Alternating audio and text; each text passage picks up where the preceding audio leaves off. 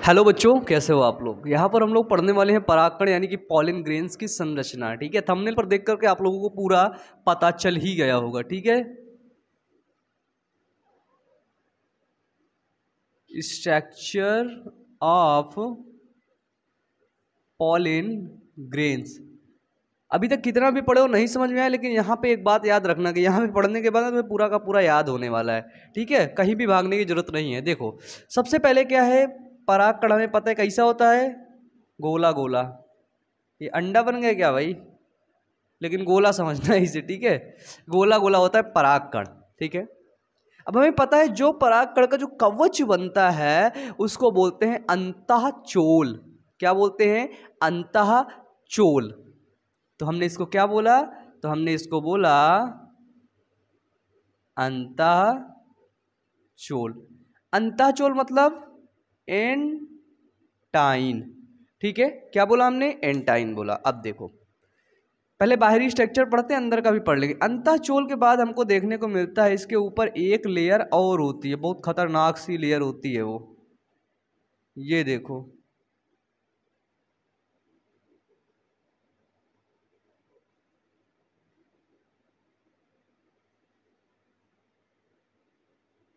ये देखो, अंतःचोल के बाद जो लेयर होती है इसको बोलते हैं बाह्य चोल। बाह्य चोल बोले तो एक्जाइन। ठीक है, अब इसमें से दो चीजें होती हैं कि अंतःचोल कैसे बनी और बाह्य चोल कैसे बनी। तो देखो, जब आप इसको पढ़ रहे थे लघु बीजाणुधानी को, तो वहां पर आपने टेपिटम सुना होगा। टेपिटम, टेपिटम जो होता है वो स्पोरोपोलिनिन का निर्माण करता है। किसका निर्माण करता है? तो टेपिटम से ही स्पोरोपोलिनिन निकलता है। और आपको बता दें कि स्पोरोपोलिनिन, ठीक है, और जो स्पोरोपोलिनिन होता है ये बहुत बहुत बहुत इंपॉर्टेंट है, याद रखने वाली बात है हमेशा। बाह्य चोल किसका बना होता है? एक्जाइन का। एक्जाइन किसका बना होता है? स्पोरोपोलिनिन का। और याद रखना कि पादप जगत का सबसे ज्यादा कठोर पदार्थ होता है। ठीक है, पादप जगत का सबसे कठोर पदार्थ। ठीक है, पादप जगत यानी कि जो, सोचो अगर जंतु जगत में सबसे कठोर पदार्थ पूछा जाए तो क्या बताओगे? हड्डी बताओगे ना। वही नॉर्मल है यार, हड्डी बताना ही पड़ेगा। मार देंगे तमाचा, गिर जाओगे बेटा, वहीं घुस के मारेंगे तुमको। हड्डी नहीं होता है, दांत होता है। दांत भी नहीं होता है, दांतों में पाया जाने वाला इनेमिल होता है। ठीक है, याद आया ना? आ गया। तो इसी तरह जो पादप जगत होता है, ठीक है, पौधों में सबसे ज्यादा कठोर पदार्थ होता है स्पोरोपोलिनिन। तभी परागकण पड़ा रहता है 2-4 साल, 10 साल, 100 साल तक, खराब नहीं होता है। ठीक है, यहाँ पे समझ गए? अब देखो, मैं बनाया हूं यहाँ पे चित्र में, तो एक्जाइन हो गया और एंटाइन हो गया। एंटाइन होता है वो सेलुलोज और पेक्टिन का मिला होता है। एक्जाइन को बोलेंगे ये पेक्टोसेलुलोज का बना होता है। किसका बना होता है? तो ये पेक्टोसेल्यूलोज का बना होता है। ठीक है, दो चीजें क्लियर हुई ना। अब देखो, परागकण के बीच बीच में मैं कुछ ऐसा ही स्ट्रक्चर दिया हूं। ये देखो, बाहर से चलते अंदर तक पूरा समझ में आएगा। इसको क्या बोलेंगे? तो यहां पे इसको बोलेंगे जनन छिद्र। जनन छिद्र, जर्म पोर। अब ये बताइए मेरे को, आप बिल्कुल खुले दिल से बताना सर, बिल्कुल खुले दिल से।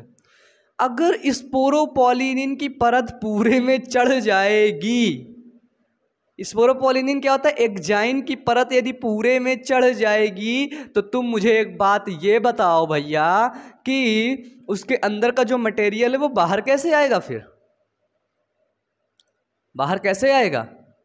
हाँ यार, ये बात तो सही कहा यार। तो इसीलिए बीच बीच में थोड़ा सा जगह होती है जिसको बोलते हैं जनन छिद्र, जर्म पोर। यहीं से अंदर का मटेरियल जो होता है, जेनेटिक मटेरियल, वो बाहर की तरफ निकलता है। ठीक है, परागकण के बारे में आपको बता दें कि परागकण द्विकोशिकीय एक संरचना होती है, ठीक है। परागकण क्या होती है? परागकण द्विकोशिकीय, pollen grains dual cell structure होती है, द्विकोशिकीय संरचना। द्विकोशिकीय बोले तो भाई इसके अंदर दो कोशिकाएं होंगी, एक तो ये केंद्रक होगा, एक और होगा।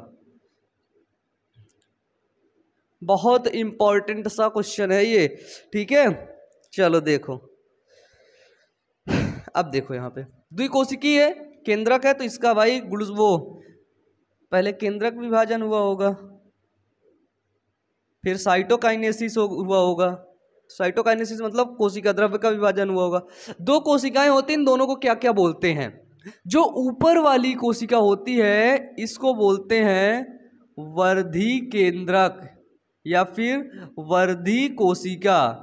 अगर केंद्रक के पास जाओगे तो केंद्रक बोलोगे, है ना, वर्धी कोशिका। और जो नीचे वाली कोशिका है ना, इसको क्या बोलोगे? तो इसको बोलोगे जनन कोशिका।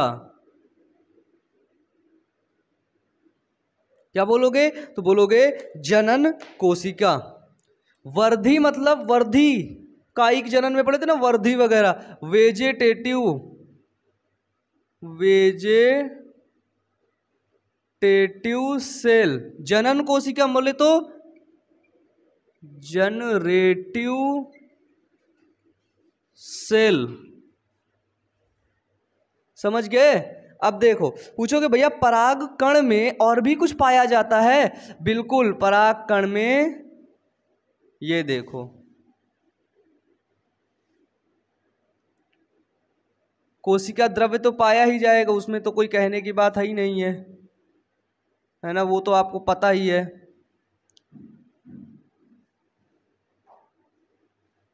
ये देखो, तो पराग कण में ये जो स्ट्रक्चर है इसको बोलते हैं रिक्तिका,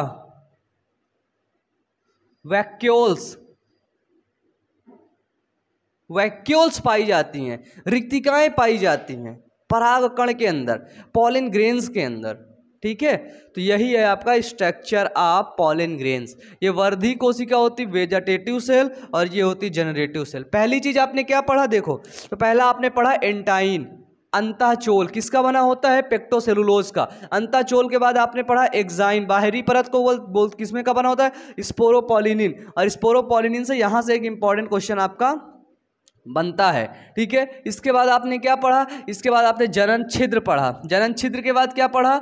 वर्धी कोशिका पढ़ा। वर्धी कोशिका के बाद जनन कोशिका, जनन कोशिका के बाद रिक्तिका। ये समझ लो, इतना तुम लोग पढ़ लिए हो, ठीक है। बताओ यहां तक किसी को कोई दिक्कत है कि नहीं? अब इसमें पढ़ाने वाला चीज बचा ही क्या भाई? खत्म हो गया, थोड़ा सा ही पढ़ा ना था, खत्म हो गया बस। टाटा बाय बाय, बिल्कुल खत्म हो गया पॉलन ग्रेन्स। आगे का सोचिए, कहीं तो बता दूं। देखिए, ये जनन छिद्र किस लिए होता है, ये अंदर कैसे जाता है जेनेटिक मटेरियल, ये देख लो थोड़ा सा, है ना। देखो भाई, सबसे पहले समझो ये क्या है? स्टिग्मा, ये स्टाइल, ये ओवरी, है ना, समझ गए। ओवरी के अंदर क्या देखने को मिला? ओव्यूल देखने को मिला। ओव्यूल के ये बाहर क्या है? इंटीगुमेंट है, अध्यावरण है, ठीक है। क्या है? अध्यावरण है। ये क्या है? ओवरी। ओवरी के अंदर क्या देखने को मिला? एम्ब्रियोसैक देखने को मिला। एम्ब्रियोसैक के अंदर क्या देखने को मिला? समझना, एम्ब्रियोसैक के अंदर देखने को मिला 3 एंटीपोडल सेल, 2 सेकेंडरी कोशिकाएं या फिर पोलर सेल, और 1 एग सेल और 2 सिनर्जिड सेल, सहायक कोशिका, ये देखने को मिला। पराग कण आया, वहां से यहां पे बैठ गया, ठीक है। अब देखो, ये जो जनन छिद्र है ना, जर्म पोर है ना, जर्म पोर से ही आगे जा करके पॉलन ट्यूब का निर्माण होता है, ये याद रखने वाली बात है। जनन छिद्र ही आगे जाकर के क्या निर्माण करेगा सर? तो वो करेगा पॉलन ट्यूब का निर्माण, ठीक है। तो यहां पे ये जनन छिद्र था, ये बना दिया पॉलन ट्यूब।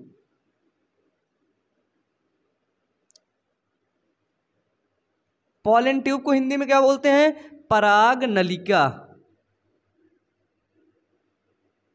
पराग नलिका बना दिया। ठीक है, अब देखो सबसे पहले यहाँ पे देखा एक वेजिटेटिव सेल थी, यहाँ पर क्या देखा, एक जनन कोशिका थी, जनरेटिव सेल थी। तो सबसे पहले कौन सी कोशिका आएगी, याद रखना, जानकारी के लिए बता रहा हूं, सबसे पहले आएगी वेजिटेटिव कोशिका। वेजिटेटिव कोशिका रास्ता साफ करेगी, पराग नली को साफ करेगी। ठीक है, इसके बाद आएगी जनन कोशिका। जब जनन कोशिका पराग नली के अंदर प्रवेश करती है तो वो दो नर युग्मक मेल गैमीट का निर्माण कर लेती है, समसूत्री विभाजन करके दो नर युग्मक का निर्माण कर लेती है। फिर अंदर जाकर के बीजांड में एक कोशिका जाकर के अंड कोशिका से मिलती है जो युग्मनज बनाता है, और दूसरी कोशिका जाकर एंटीपोडल कोशिका से मिलती है, दूसरा नर युग्मक एंटीपोडल कोशिका से, वो सॉरी पोलर सेल से, है ना, सेकेंडरी कोशिका से, बीच वाली से, जो भ्रूण पोष का निर्माण करता है, एंडोस्पर्म का निर्माण करता है, और एंटीपोडल सेल अपना खत्म हो जाती है। बस हो गया, यही है स्ट्रक्चर ऑफ पॉलिन ग्रेन्स, परागकण की संरचना। बताओ समझ में आया ना? मुझे उम्मीद है कि आप लोगों को पूरा समझ में आया होगा। और भी वीडियोस देखने के लिए, ठीक है, वन शॉट वीडियो देखने के लिए, पूरा फुल चैप्टर वीडियो का देखने के लिए, ठीक है, पार्ट बाय पार्ट वीडियो को देखने के लिए हमारे चैनल की प्लेलिस्ट पर जाकर के देख लो, सभी वीडियोस आपको देखने को मिलेगी। प्लेलिस्ट की लिंक नीचे डिस्क्रिप्शन बॉक्स में दी गई है, जल्दी जाओ, देखो, अच्छे से पढ़ो, मेहनत करो, क्योंकि बायो अमन तुम्हारे साथ है। Wish you all the best, thank you.